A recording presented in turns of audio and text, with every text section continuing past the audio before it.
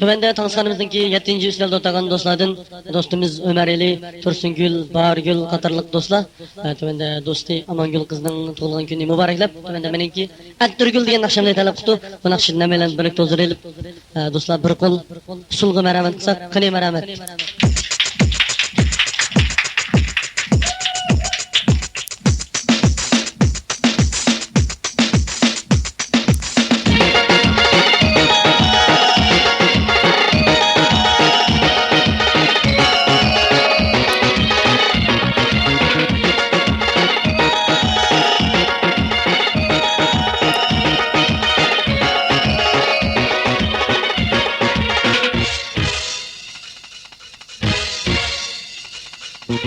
Attırgülni üstünden bana, çıkını koluma girer. Attırgülni üstünden bana, çıkını koluma girer. Suyga yadın ayrılsan, yüreğim peygamber çeker. Suyga yadın ayrılsan, yüreğim peygamber çeker. Bala bala bala bala canım, azap verme hiç kadar. Bala bala bala bala.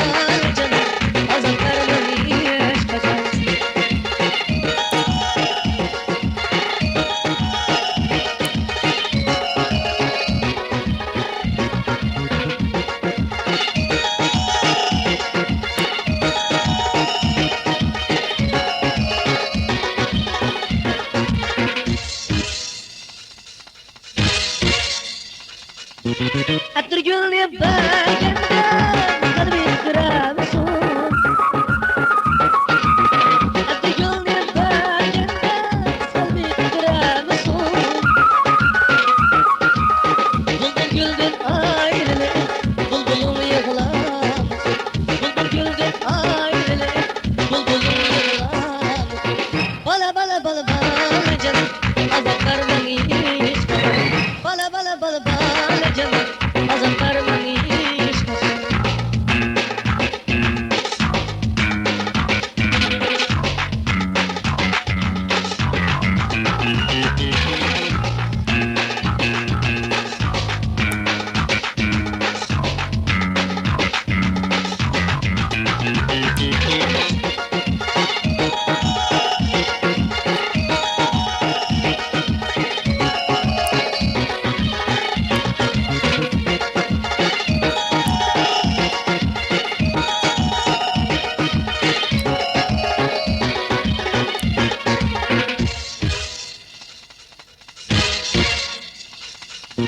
Veda kılıp kılmansın har, azap çekip yürümem olacak.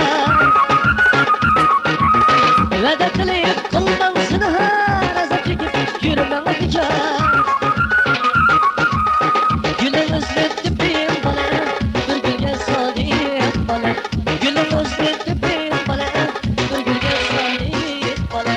Bala bala bala bala canım, azap vermem hiç bana. Bala bala bala bala canım, azap vermem.